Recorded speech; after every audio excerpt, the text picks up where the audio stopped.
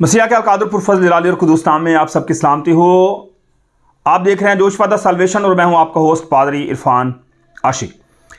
आज से तकरीबन 21 साल पहले 1 अप्रैल 2000 को होने वाले एक मनाजरे में जो कि डॉक्टर जाकिर नाइक और डॉक्टर विलियम कैम्पबेल साहब के दरमियान में हुआ, एक एतराज़ बाइबल मुक़द्दस पर किया गया और वो एतराज़ डॉक्टर जाकिर साहब ने पैदाइश पहले बाब की 29वीं आयत पर किया।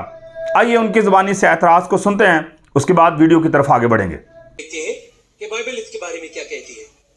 बाइबल कहती है पैदाइश की किताब बाब नंबर 1 आयत नंबर 29 में कि खुदा ने तुम्हें दी तमाम जड़ी बूटियां और बीज, बहुत से फलदार दरख्त ऐसे कि जिनका बीज तुम्हारे लिए गोश्त हो। नई बैनुल अक़वामी इरशाद कहती है बीज वाले पौधे और फलदार दरख्त फल देते हैं, बीज देते हैं तुम सब के लिए, सब के सब। आज यहां तक कि आम आदमी जानता है कि यहां कई जहरीले पौधे होते हैं, जैसा कि वाइल्ड बेरीज, स्ट्रिचनीड, दतूरा, वो पौधे जिनमें तजाबियत होती है, ओलिएंडा, वाकई पॉइंट, जो ऐसे हैं कि इन्हें हजम करें यानी खाएं तभी इम्कान है कि आप मर जाएंगे। ये कैसे हो सकता है? इंसान और कायनात को बनाने वाला ये ना जानता हो कि इनको खाने से वो मर जाएंगे। मैं उम्मीद करता हूं कि डॉक्टर विलियम कैम्पबेल अपने मरीजों को जड़ी बूटियों वाली कोई खुराक नहीं देते होंगे।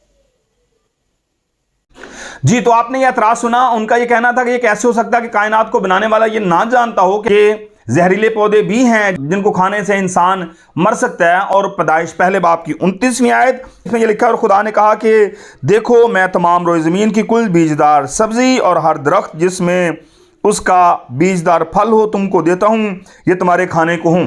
एतराज़ ये है कि कैसे मुमकिन है कि खुदा खाने के लिए जहरीले पौधे आदम और हवा को दे। हालांकि कलाम में लिखा हुआ है कि तुम बुरे होकर अपने बच्चों को अच्छी चीजें देना जानते हो तो तुम्हारा आसमानी बाप अपने मांगने वालों को रूह कुद्स अता क्यों ना करेगा। वो अपने बच्चों को अच्छी चीजें देना जानता है, लेकिन एतराज ये किया गया पहले बाप की 29वीं आयत के मुताबिक कि खुदा ने उनको जहरीले पौधे खाने के दे दिए।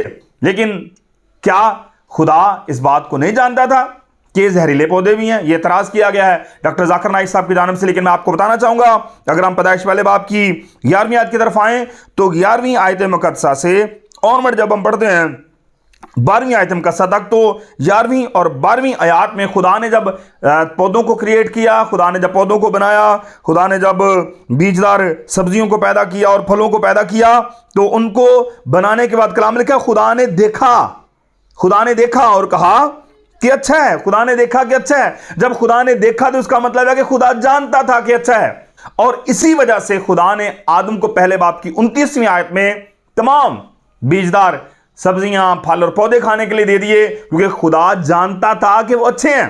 लेकिन एतराज ही किया जाता है, क्या जहरीले पौधे उस वक्त मौजूद नहीं थे? इसके जवाब में एक दलील ये दी जाती है मसीहों की जानिब से कि जो जहरीले पौधे थे वो उस वक्त वहां पर मौजूद नहीं थे, क्योंकि बाग एदन में ये पैगाम दिया गया। लेकिन नाकदीन आगे से जवाब देते हैं नहीं नहीं नहीं, ये ऐसा नहीं हो सकता। पहले बाप की 29वीं आयत में लिखा है कि रोए जमीन की कुल बीजदार सब्जी, तो रोए जमीन की बात की जा रही है, सिर्फ अदन की बात नहीं की जा रही है, बाग अदन की बात नहीं की जा रही। तो मैं इसके बारे में थोड़ी सी वजाहत करना चाहता हूं कि जब हम बाइबल मुक़द्दस की तरफ आते हैं, इसकी तरतीब पर गौर खोज करते हैं, तो फिर हमें वाज़ेह तौर पर इस बात का पता चलता है। पहले बाप की 11वीं से 12वीं आयत में खुदा ने इन चीज़ों को तख्लीक किया जिनके बारे में खुदा ने कहा कि वो अच्छी हैं। उसके बाद खुदा ने पहले बाप की 29वीं आयत में वो चीज़ें खाने के लिए दी आदम और हवा को। लेकिन उसके बाद ऐसा क्या हुआ कि चीज़ों में खराबी पैदा हो गई। उसके बाद जहरीली जड़ी बूटियां आ गई। मेरा ईमान है कि हमारा खुदा जो है, जो खालिक है, जब उसने तीसरे दिन चीज़ों को तख्लीक किया तो उनमें कोई भी चीज़ जहरीली नहीं थी।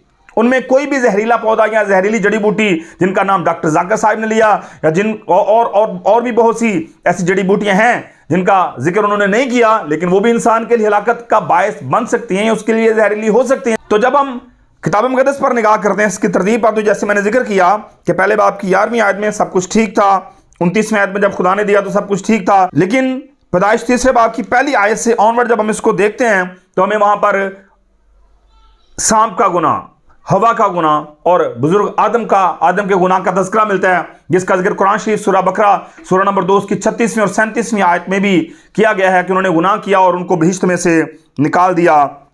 गया। जब आदम से गुनाह सरजद होता है तो फिर सजा का एक सिलसिला शुरू होता है। सबसे पहला नंबर आता है सांप का। सांप को सजा दी जाती है 3 बाब की 14वीं आयत में। उसके बाद और सजा उसको दी जाती है कि तू पेट के बल चलेगा और अपनी उम्र भर खाक चाटेगा। उसके बाद खुदा औरत की तरफ रुख करता है। औरत को यह सजा दी जाती है कि मैं तेरे दर्द हमल को बढ़ाऊंगा और तू दर्द के साथ बच्चे देनेगी और तेरी रगबत अपने शोर की तरफ होगी। नंबर 3, खुदा आदम की तरफ रुजू करता है 17वीं आयत में, जिसमें सवाल का जो जाकिर साहब ने किया उसका जवाब हमें मिलता है। यहां पर हम देखते हैं कि लिखा है कि और आदम से उसने कहा, चूंकि तूने अपनी बीवी की बात मानी और उस दरख्त का फल खाया जिसकी बाबत मैंने तुझे हुक्म दिया था कि उसे ना खाना, इसलिए जमीन तेरे सबब से लानती हुई। मशक्कत के साथ तू अपनी उम्र भर उसकी पैदावार खाएगा और वो तेरे लिए कांटे और ऊंट कटारे उगाएगी और तू खेत की सब्जी खाएगा। लिहाजा तिलावत करदा हवाले में इस टेक्स्ट को जो मैंने आपके सामने तिलावत किया, इसमें बड़ी वजाहत के साथ हमें इस बात का इल्म होता है कि कांटे और ऊंट कटारे पहले मौजूद नहीं थे, बल्कि ये आदम के गुनाह के बाद वजूद में आते हैं। ये आदम की उस नाफरमानी के सबब से, जिसका तज़किरा हमने कुरान शरीफ में भी देखा, उसके बाद ये चीज़ें रोनमा होती हैं। बाइबल मुक़द्दस हमें ये बताती है। मैं हैरान हूं कि इतना बड़ा स्कॉलर इतनी बड़ी गलती कैसे कर सकता है कि बगैर कॉन्टेक्स्ट के चीज़ों को बयान कैसे कर सकता है। लिहाजा जब हम इसको कंक्लूड करते हैं तो हमें इस बात का पता चलता है, पैदाइश पहले बाब में जब 30 दिन चीज़ों को तख्लीक किया जाता है 11वीं आयत से, पैदाइश पहला बाब उसकी 11वीं आयत से 12वीं आयत तक, तो वहां पर सब कुछ ज़बरदस्त है। नंबर 2 हम देखते हैं कि पहले बाब की 29वीं आयत में जब खुदा ने आदम को ये खाने के लिए तमाम जड़ी बूटियां दी, तमाम पौधे और दरख्त दिए, उस वक्त भी सब कुछ ज़बरदस्त है, कोई जहरीली जड़ी बूटी नहीं है। नंबर 3, एक मसला पैदा होता है और वो मसला आदम की नाफरमानी है, जिसका तज़किरा 3 बाब में मिलता है। उसकी नाफरमानी के बाद ज़मीन कांटे और ऊंट कटारे उगाना शुरू करती है, जो कि वो जहरीली बूटियां हैं जिनका तज़किरा जाकिर नाइक साहब ने किया। लिहाजा हम कह सकते हैं कि खुदा ने जब बनाया तो सब अच्छा था। खुदा ने जब आदम को पहले बाब की 29वीं आयत में दिया तो सब अच्छा था, उसमें कोई जहरीला पौधा या जहरीली जड़ी बूटी नहीं थी। लेकिन आदम के गुनाह के बाद जमीन ने जहरीली जड़ी बूटियां उगाना शुरू कर दी, जिनका जिक्र जाकिर नाइक साहब ने किया है। मैं इस बात की वजाहत करना चाहता हूं कि आदम को जब सब कुछ खाने के लिए दिया गया तो दैट वाज ब्लेसिंग।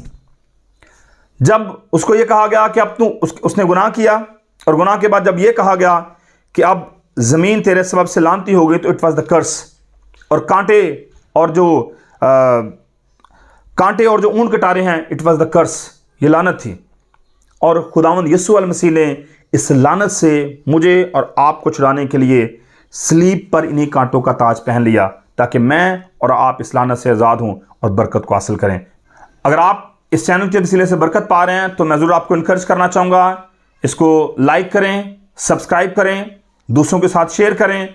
आपकी ये छोटी सी काविश किसी कम ईमान वाले को ठोकर लगने से बचा सकती है और उसको ईमान से गुमराह होने से महफूज रख सकती है। शुक्रिया। खुदावंद आप सबको बरकत दे।